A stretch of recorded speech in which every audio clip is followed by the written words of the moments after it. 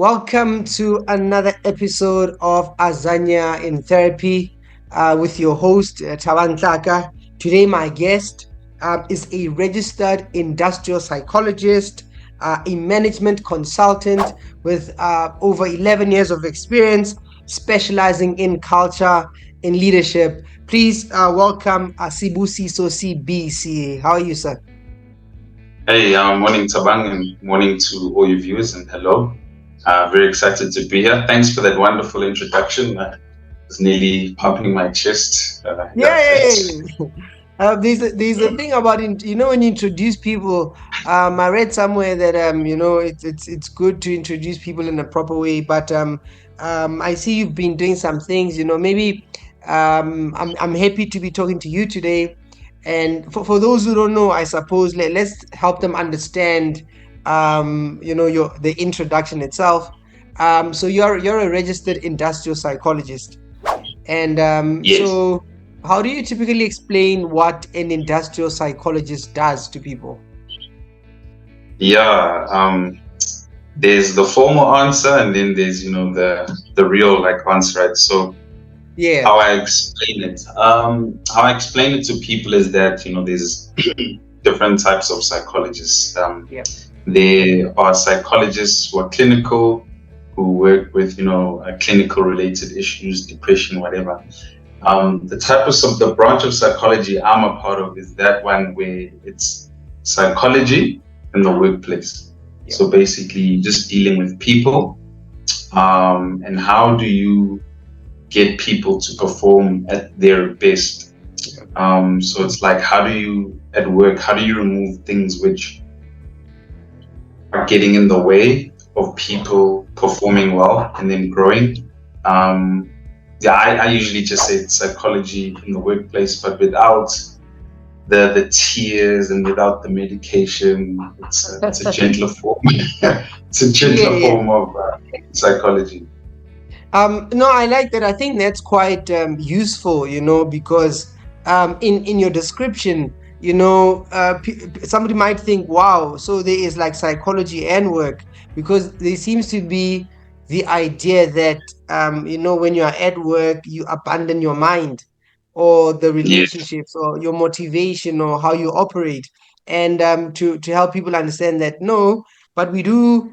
There's a whole psychology about how we work and what we do. And so, what do you typically work with?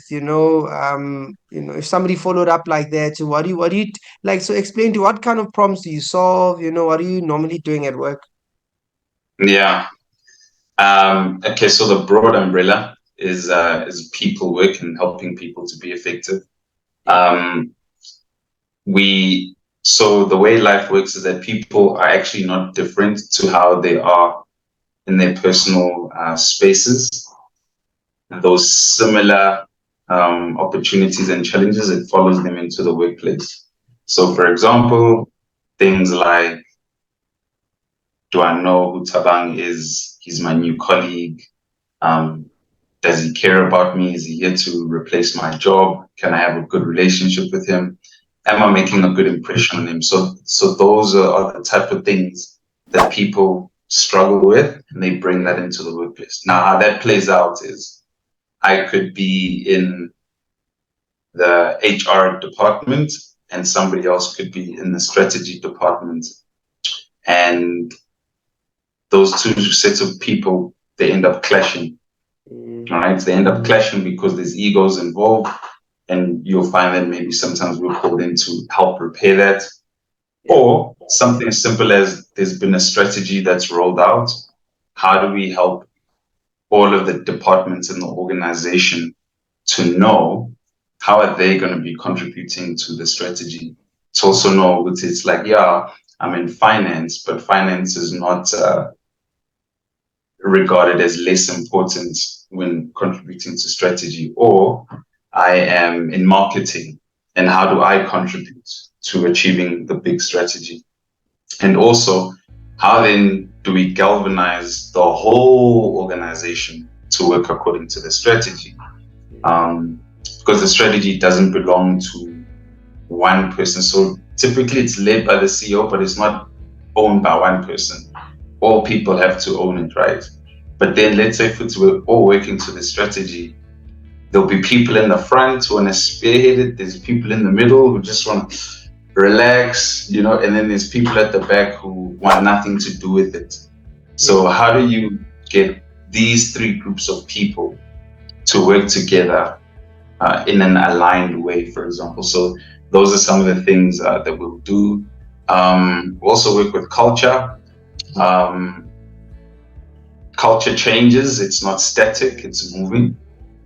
And in one of the scenarios we've had to look at is how do we get everyone to move forward with the culture of the organization, because people had different sets of understandings as well. And also just like team effectiveness. I think people have, with COVID, people haven't been interacting as much face to face. Like this is online. So this is how people are working. They're working like this. And then people are also then saying, look, I miss being together with you physically. It's going to help me understand you better. It's going to help our working relationship. So it's also working through that. How do you have effective teams, and how do you mobilize effective teams in this era where we've just had COVID and now people are working from home, people don't come to the office. So Yes, and I suppose, as you describe how, so we are people in different contexts, we are people at home, and then we have our own issues there, our own dynamics, people in society, but also people in the workplace. And what you're describing is this, how you help the different people come together, Dipuo in finance, Tabo in IT, and Yolanda in marketing, and the CEO, the employees. So everyone, so part of what you help people understand is, you help them come together and pull towards the same direction.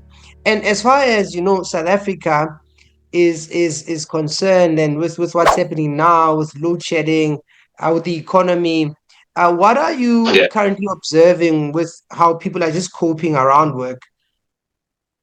Yeah, I think that the macroeconomic factors and the macro factors are really putting a strain on people. It's almost like it puts a strain on people without them even knowing that there's a strain on them. So for example, if you're on social media, you'd have seen a prominent politician did say, guys, let's not get used to this load shedding thing. What we are being asked to get used to is not normal, right? So for example, there's that strain on people. The economy is not doing too great. So what that means is that people are hanging on to their jobs. Some people are having to accept jobs which are not what they normally accept because things are just not in a good place. So for example, all those education, public sector challenges they seem to follow. What then happens as well is that so people are only just too happy to keep their jobs. And then what's also happening is that currently in the workplace, people are trying to make sense of what the hybrid world of work means. So for example, there are people now who've entered the workplace post-COVID, right? So for example, as somebody who's been working for a long time, one of the things I had to quickly understand is there are people who enter the workplace and they've never had to be fully based in the workplace ever. Ever? No, ever. Like that's for me and you as dinosaurs, right? So now, the younger generation, they come in and hybrid online, and then for them it's like, but why do you need me in the office? Like, why? I can do what I'm doing at home. Then it's like, what's this thing you're trying to achieve? Yeah. Exactly. Like, okay, but why must I spend travel money to come to the office? What's so special about the office? I've got connectivity, I've got Wi-Fi. So you see, now you gotta, okay. So for that group of people, I understand where they're coming from because they've never been in the workplace. Like I can't even judge them. It's like 100. However, there's a certain group of also of employees now who used to go to it before the COVID era, right? Yeah, yeah, And they know the benefit of also coming into the office, right? And yeah, and interacting with build relationships, like you get to know me, I get to know you. But now with that group of employees as well, there's also just this convenient amnesia with, oh, I can also work online. Why must I come to the office? And then so mm, now the tension is, but you know the previous benefits of coming to the office. We get to collaborate, we get to know each other. And I think companies are struggling with that because it's grappling with that because we want to build a deeper sense of connection. Because if yeah, there's no connection between you and I, the work we do is transactional. Now forget about you, and it's just not sustainable. It doesn't take the company to the heights of success that they want to. However, employees are the bedrock of any organization. So if uh, employees are really, can yeah, I? We're gonna. I'm just gonna pause now. We're gonna pick it up from there. There's somebody knocking here at my door here. Ne? no problem, no They, I problem. think it's because they don't have a key for the gate. That's fine, Thabang. They are messing with my flow. Okay, so we're gonna pick it up at employees at the bedrock. Yes, Yeah, sorry, my man. They don't have a key here now. This is scolding. Because now we must go back and I'm going to have to edit this, But let me calm down. yeah, But so you were explaining, you had explained how there are employees who had never been in the office, and now those who were there who understand the benefit, but they're also questioning. We can pick it up from there. exactly. So, for example, there's people who've never worked inside the workplace, being the younger generation, who've then been welcomed and entered the world of work. And then there's another group of employees who have been around for the last 5, 10, 15 years. And even they are also beginning to question, but why should I? I like the hybrid model. And then what employers are then struggling with is, but how do you create a common purpose for the organization where everyone can galvanize and support it? How do you create a strong and a connected team when people only want to work on hybrid? Does that Yeah. mean does that mean that we have company events and things that we do? How often do we do them? Mm, Because that all stems from the understanding which the employees are the bedrock of the organization. If your mm, people are united and have a shared purpose, they can tolerate each other's mistakes. yeah. They can be more forgiving to each other. They will expend more energy wanting to support each other. And Yeah. so those are some of the things that companies are having to grapple with and think through as well. Then the other thing is, companies also trying to think, okay, fine, how do we get back to where we were pre-COVID? Mm, And then also companies are also then having to also think about what is the next type of crises mm, which can happen, and mm. how do we structure ourselves for that to get ready for that, because COVID came, surprised everybody, caught everybody by surprise. But I think people want to be more prepared for the next big thing that comes up. Yeah. Yeah, and I mean, you touching on some very important points. I think one, how there's a new generation coming into work, and then they don't view work like how the older generation used to look at work, right? So things like what you're mentioning about why should I come in the office, but also things like why would I spend my entire life, working? That there's like a generation that has different views. That yes, I do want to work, but I do want to have some sort of life experience. So they they question, there's a wrestling, there's a new thinking in the workspace. And of course Yes. there's this also relationship, or a new way of having to operate. I don't know if you saw what happened with Twitter when I think Elon Musk, well, he took over and people were working from home, and then he was sort of instructing people, saying you are Yeah. going to come in, and so those dynamics of the work environment is changing. The world was changing, but I think COVID and technology has speeded up that process. But then there are human beings involved, and of course we have our Yeah. own emotions, our the way we think, and things like that. How do you find that employers are generally, employers and employees, how are they sort of both adjusting to this newness, this new way of doing things? Do you think there's an agreement, there's a clash, there's, what's going on in your assessment? Yeah. Yeah, that's a very interesting one, right? Because it speaks to like change, how companies handling change, and then Yeah. in comes the new, and what do you do with the old, right? So, for example, with the older crowd, um, the power lies therein. I think they've got the resources, the knowledge, and the experience.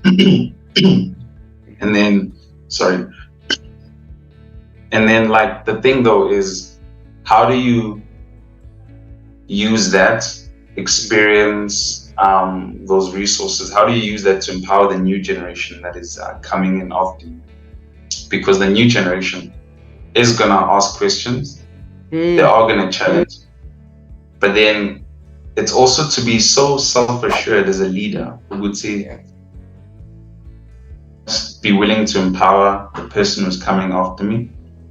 I must give them the knowledge, but I must also give them a leeway to ask stupid discussions, questions, or to make mistakes. And then my role is to empower them and to make it easier for them to propel in their career. So there's a Jay-Z quote where he's like, took him 26 years to find his path of Mm, success. And then he's like, my role for my kids is to ensure that I cut that in half, so mm, that at least it takes them 13 years. So it takes self-assured leaders to be able to invite the questions and to invite the new approaches, mm. because the way life works is that if you don't evolve, you get outdated. So, for Yeah. example, now everybody's on Windows 11, Mm, right? Can't be using Windows XP or Windows Vista. There was a time and a place for that. It worked perfect. But if you and I don't update our phones, mm, I don't know what you're using, but if you're gonna get outdated. So yeah. there has to be that it's uncomfortable. And I think that just senior leaders should see their role as being advisors and being Mm, people who guide. mm, You don't have to be the person in the room who always has the best ideas. mm, And I think that older people have to get used to that. It's just the way life works. Like my kids will question me. mm. Sometimes I'm pulled out. It's embarrassing, but I have Yeah. to. I have to acknowledge the genius of the child in that moment, and I can't invalidate them because I'm so insecure, and I have to Yeah. be right as the parent all the time. It's Yeah. just. Oh, and if I don't validate them, who's going to validate them? And then so also at Mm, work, if you're not validating your employees, who's going to validate them? They're then going to leave and want to go find a place where they're validated. Um, so I think that the companies which are going to succeed in future are companies which are aware of this. There's a give and a take, mm, and you have to be willing to be challenged by your employees, have to be willing to learn from them. Learning happens from old to young, so the old can teach the young, but also the young can teach the old. And if the mm, old only believe that they're the custodians of knowledge, they're going to get extinct, and mm, they, they're going to quicken their extinction date. Whereas mm, you can extend it for a longer period if you take the role of an advisor, coach, mentor. You can really just extend your your livelihood. It was what's this guy? The owner of Alibaba. What's his name again? You know, Jack Ma. yeah, Jack Ma. So he's got like these suggestions of what you should do in your career at each stage. So, for Mm, example, by the time you're 40, 50s, like, move into that space where you only do what you're good at. Don't try, new and things that you may just fail. But then he's like, between now the 50 to 60 age group, what you should be doing is guiding, right? So do you see, if you follow that model, 40 to 50, you're doing what you're good at, you're guiding.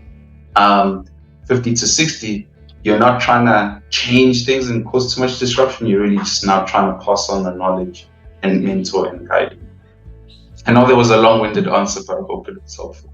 No, quite helpful, because I mean, as you were saying that, what I thought about was just how, even when we think about parenting, right? The aim is to pass on. It's when Mm, we have this understanding that I have my time in the spotlight, but there'll come a time when I'm not there. And then you used the word, you said, the self-assured leader.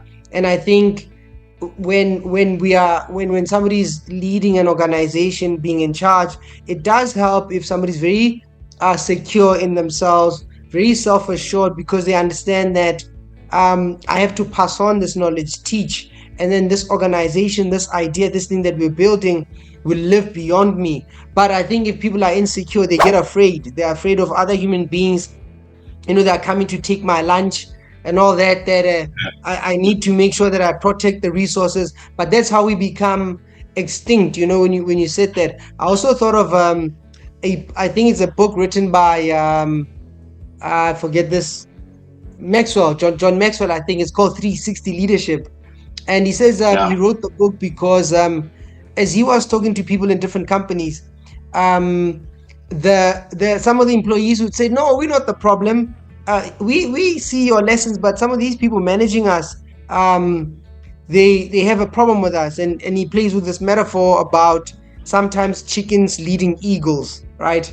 And then to say that, but we need to all be eagles. But I've also seen the instances where managers struggle with like a new breed of employee. They're like, but they seem soft, they seem, they get easily upset, and they are these temper tantrums. We don't know what to do with these people. So I've seen both sides struggle. But maybe to link it to my next question, you said that so the new younger generation, or well, new could also mean just new thinking. They question, right? They question. And one of the major things I'm always curious about is how people are treated in the workplace. And one sensitive one would be, the issue of sexual harassment, bullying, and things of that nature. And yeah, what's your do you guys intervene with things like that? Do you help organizations deal with how to manage how people relate, or when people are offended, so how do you navigate that space? yeah. It's a very sensitive topic and a very Yeah. important one. So I'm glad you raised that.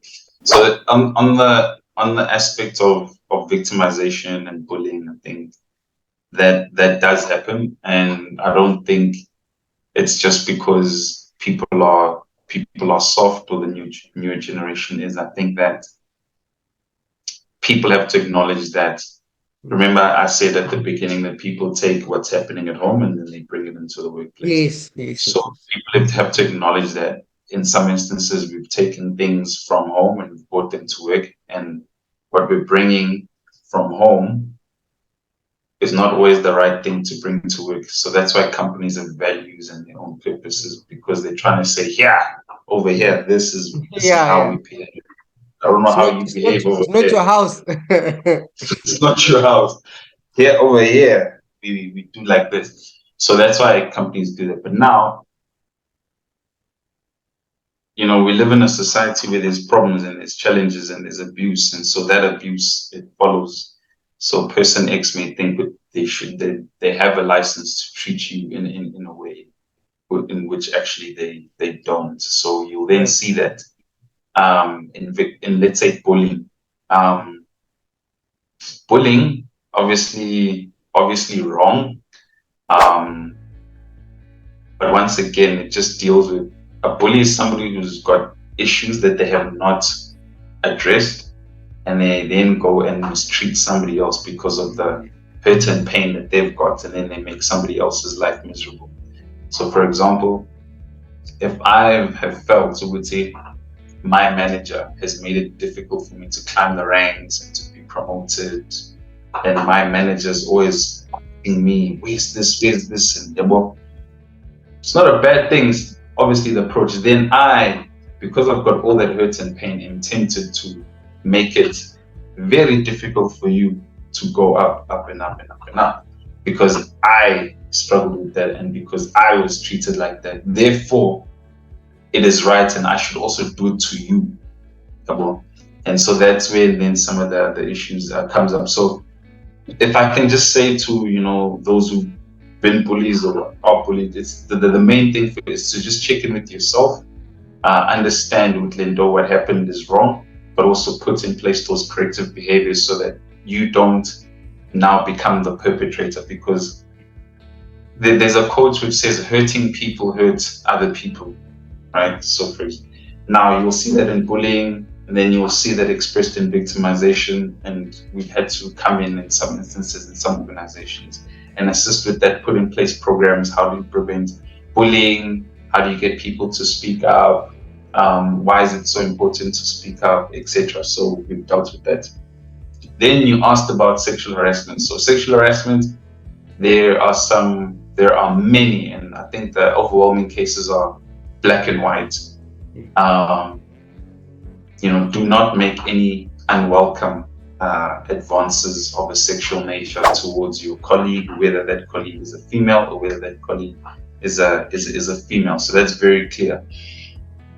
So that it speaks to what you say to your colleague, touch, and everything else. Now, what I think that in itself is a huge issue, and companies are grappling with that because there's cases on a regular basis, especially in the heavy industries and the legacy industries, right? Tech. However, that's what you and I think companies struggle with, but there's another layer of it as well, and that is, now, what do you do in an organization where there's welcome advances? So now these people are both willing and they both want to participate in this relationship. What do you do then? How does the organization begin to, or what law can the company put in? For example, if you're a colleague, what, like, and then what? Or does then the company say, if you're senior and you're junior, don't do it? But on what basis? Like, you know what I mean? So now there's the gray area that companies then find themselves in, especially when it's welcome. But now, welcome in the start, something goes wrong, boom, pop. Then it actually becomes a sexual harassment case as well. Do you see?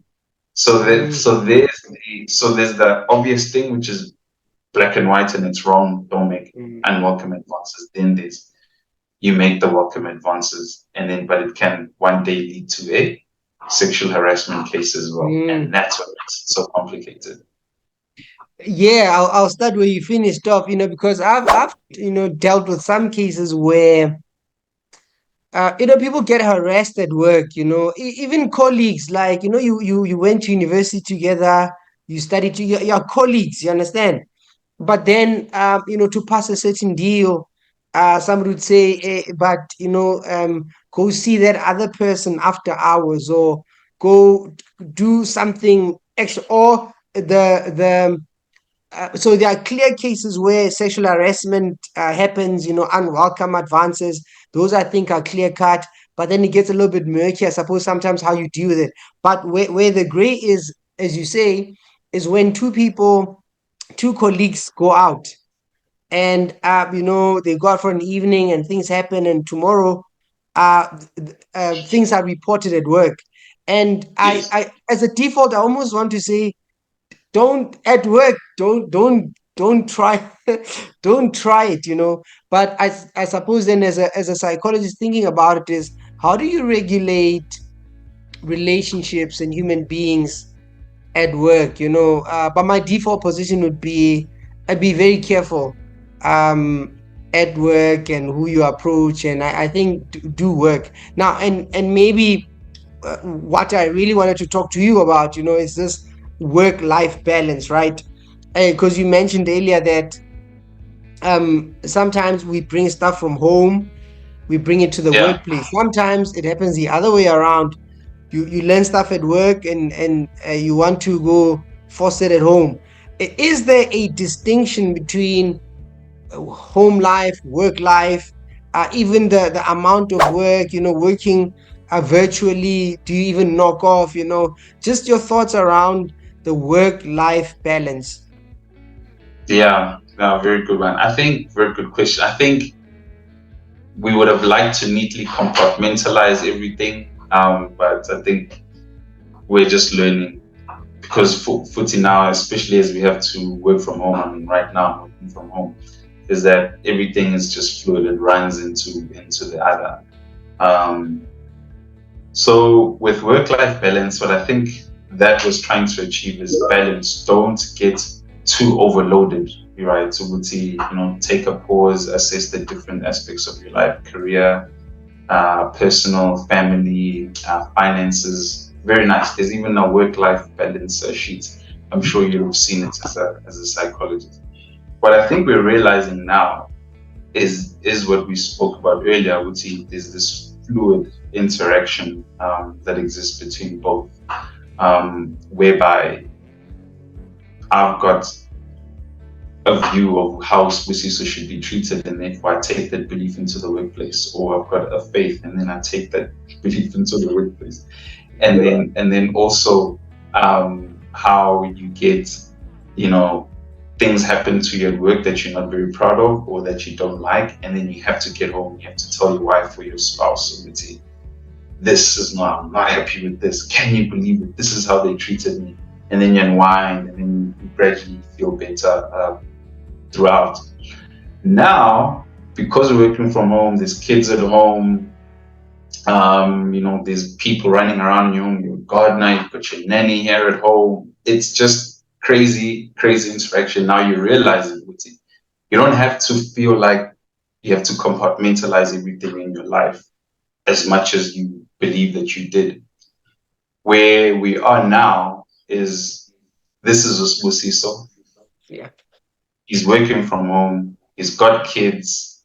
He's married, and you're going to be met with the reality of that, whether you like it or not. So, for example, my car's going to break down. I need my partner to pick me up, or my child is going to be sick. I need to go, or my child is sports day. I need to go and watch them play sports.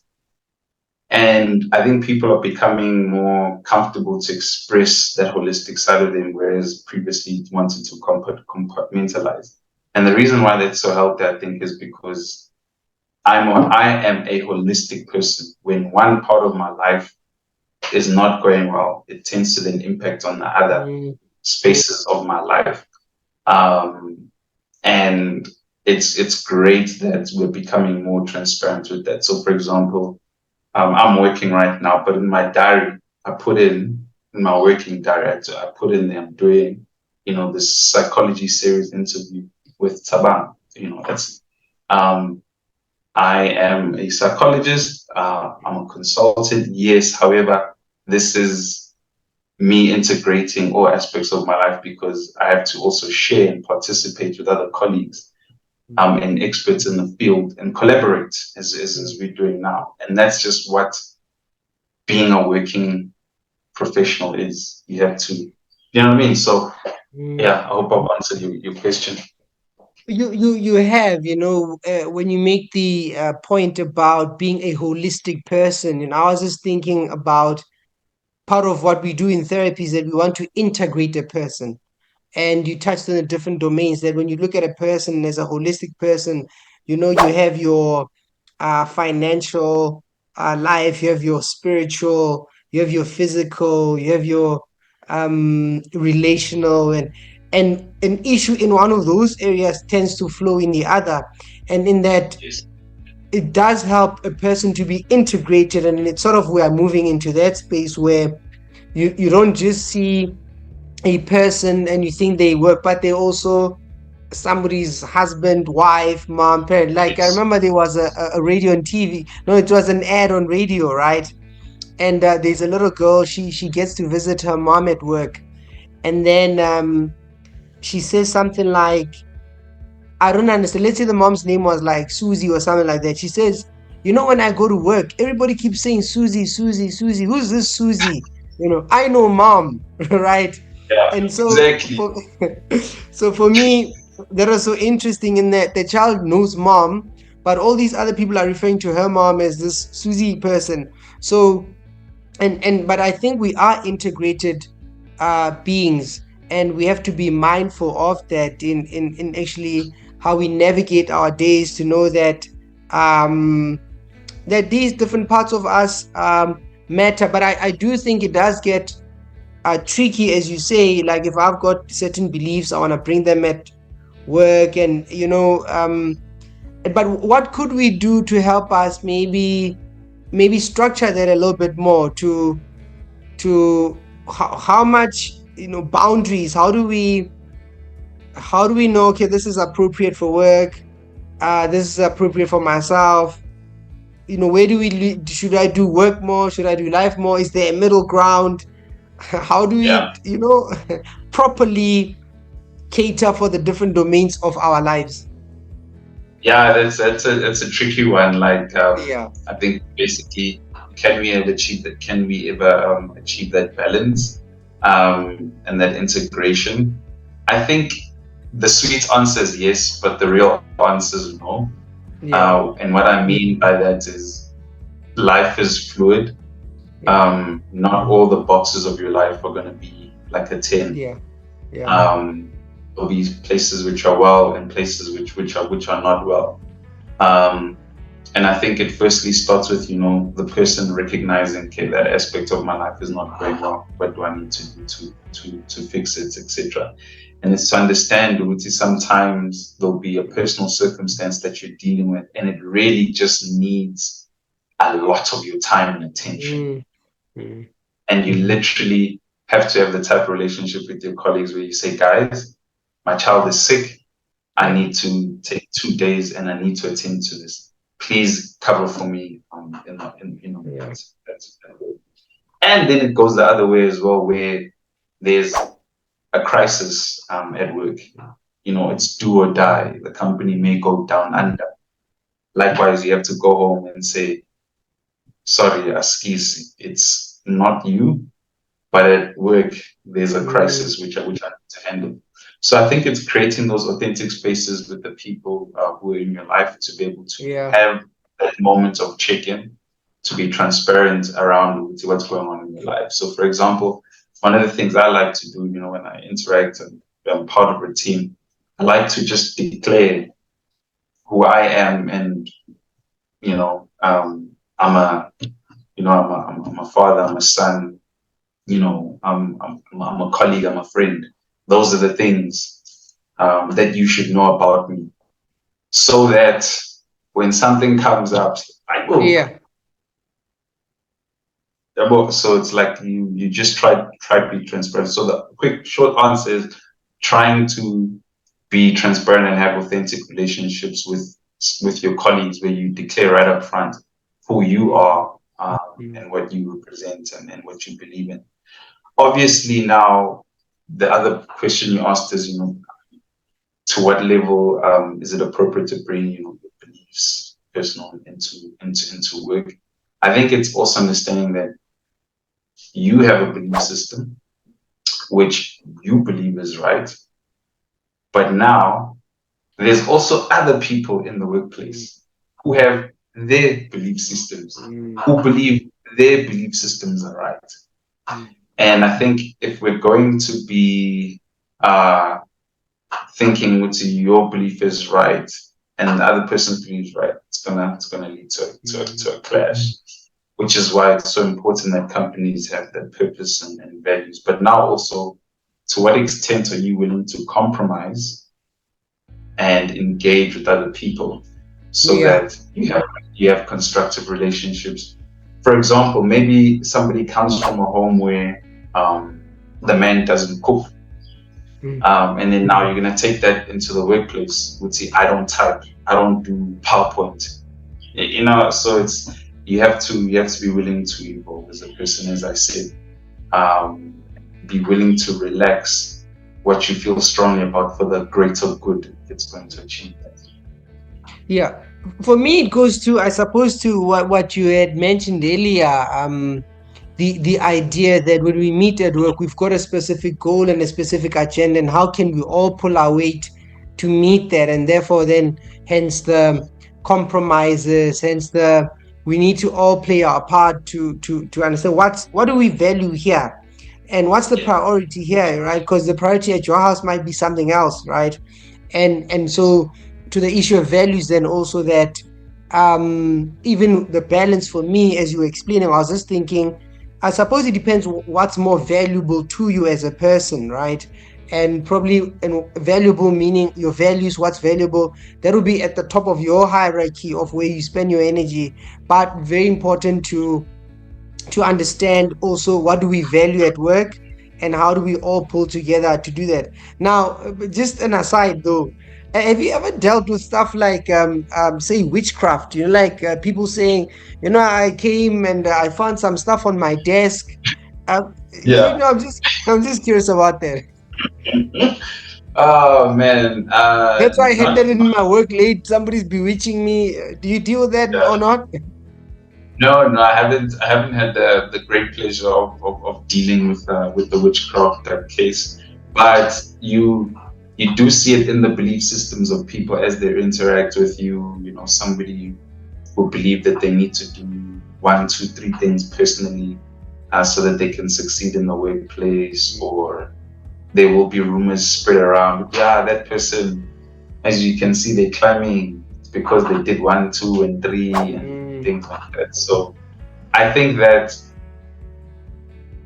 um, like witchcraft and that type of things, it's such a delicate thing that even if people do partake, they're going to hide it. They're not going to openly declare it and things like that. Um, and the burden of proof is hard. How do you prove that Thabang did it? He mm. pulled a number. It's very, Yeah. how do you prove it? And so, mind you, it can lead you to murky waters. But because we are in the world of work, people are naughty, people do different things financially, spiritually, as you've alluded, from a working relationship, inappropriate relationships. There's just a lot that happens in the workplace because we're dealing with complicated people. Yeah. One of the things that I think, if you've got younger viewers that they need to know, what makes entering the world of work so interesting and yet so challenging at the same time is that Mm. your whole life, you are always surrounded by people of the same age group. So, for example, if you're in grade one, Okay. Mm. it's this Yeah, yeah, band. yeah, yeah. Yeah. Grade two, three, matric, it's this band. 17 to 19, 18 to 19. Once again, you get to college or varsity, it's Mm. this band. It's the 18 to 23 crowd. Now, here's the interesting part. When you move to the world of work, it's Mm. open. It's Yeah. now from like Yeah. 21 to 60. And so now it's like you're dealing with like complexity you've never dealt with. Like you've never dealt with a 45-year-old professional because in your mind, hey, boy, that's your older brother, because you've got an Mm. older brother that's 45. In your mind, you've never worked with a colleague who's 65 because in your mind, that's your dad, that's your mom. And so, mind you, how do you relate to that Mm. person 60? Do you see? So I just think it's interesting, the open area. Hey, once you start the world of work, it's crazy, very interesting. No, actually, that's beautiful. Actually, that's an interesting idea, because I think for you to flesh it out, because we never really think of it that way, right? I just Mm. When you said that, I was just thinking when we used to do sports in school, and then there'll be under 14, under 15, and then there'll be open. When you Yes. go past 18, anything goes there. Anything goes there. And I think if we are not prepared for that, right? If it can be such a shock that, maybe you have to manage people who are older than you, who have just Yes. different views. And if you've never entertained that, then you might struggle a bit. But I think it's an interesting view. But maybe in summary, maybe just two thoughts, right? I don't know if you speaking of a work-life balance, right? There's this idea about just two I so one, this quiet quitting, like just doing just enough to not, just do enough at work, and don't exert yourself too much. There's this idea people are sort of discussing. And then the other idea is this 4-day week, where people are sort of thinking about like maybe people should work 4 days, extend the weekend, get more people working, but maybe people might start enjoying work a little bit more, because they'll work, you increase the hours in the day, but then at least they have more days to do other things. What are your thoughts on those two ideas, this quiet quitting and this 4-day week? Yeah, it's very interesting.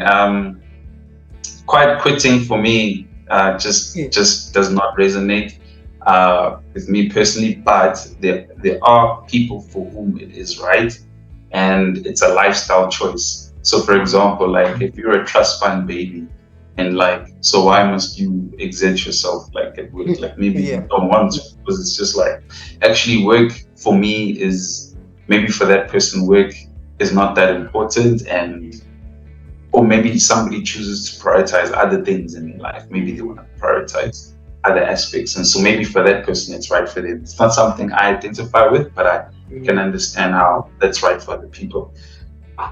And then there's people who are like 4 days a week. Very interesting. I think that's happening in the developed world.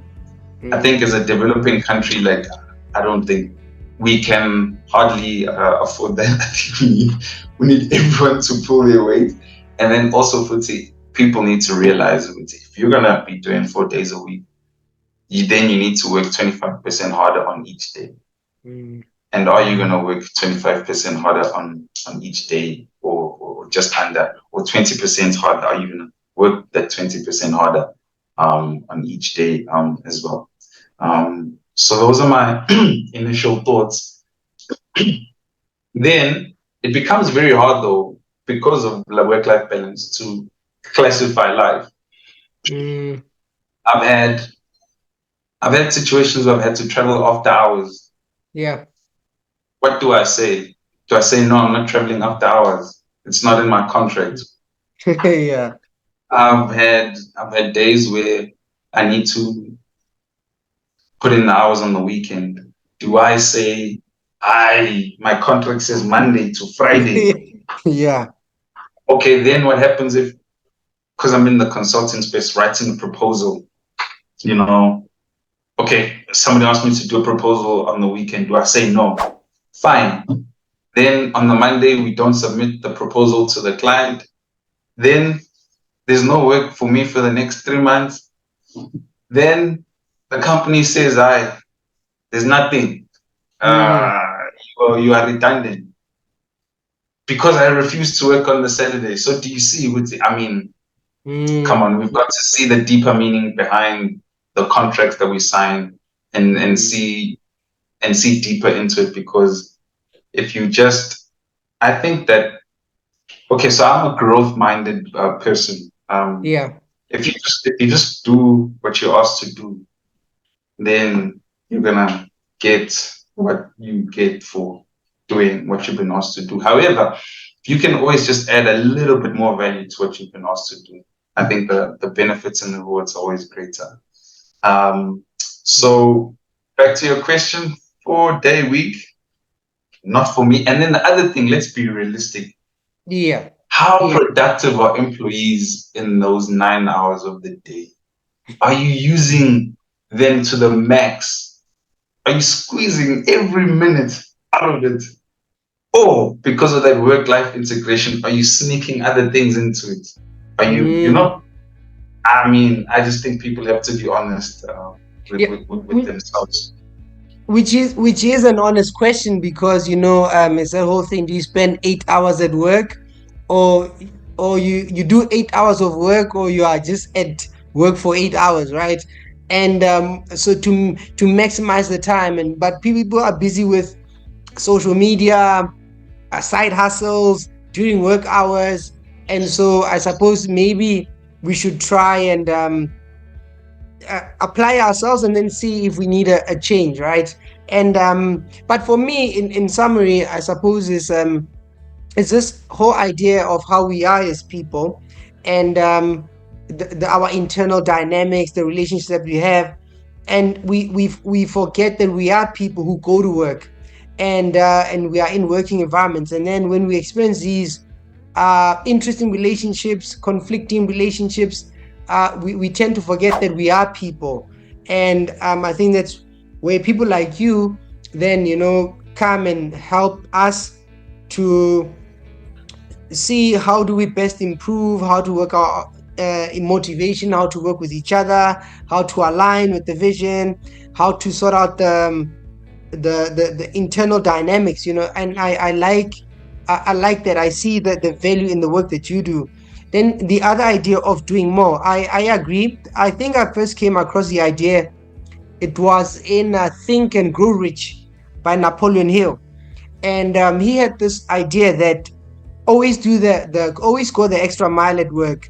And because in terms of who you become with time, like, it improves your own skills. So if you can do more, don't do just what you are asked for. If you can do more, one day you are just in a way rehearsing for what you do for yourself. And so Yeah.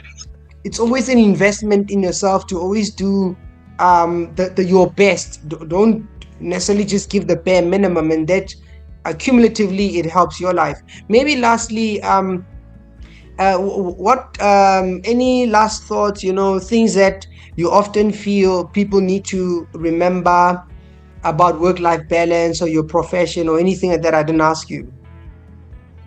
Yeah. No, thanks for that reflective note. I just think when it comes to the world of careers, like, I think people should just know it's not like a straight road, or it's not just a steep curve where the gradient becomes increasingly higher. I think career is filled with stop starts. You go back, you go front, you stand stagnant.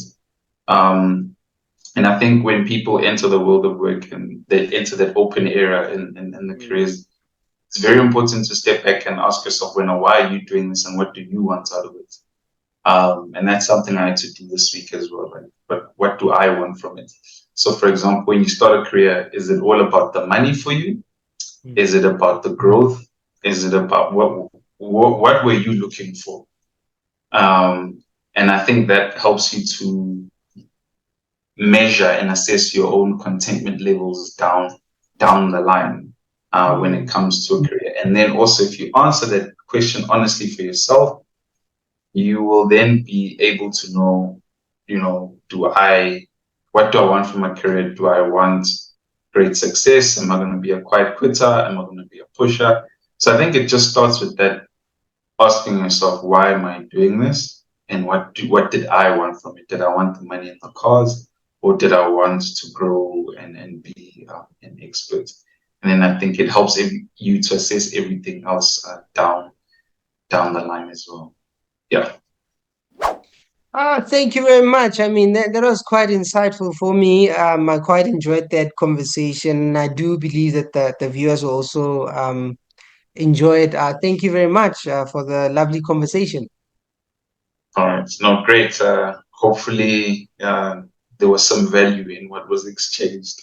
And No, yeah, it definitely, was. definitely. And so it was also great chatting to you. Very insightful questions, and look forward to engaging with you guys again. Yeah.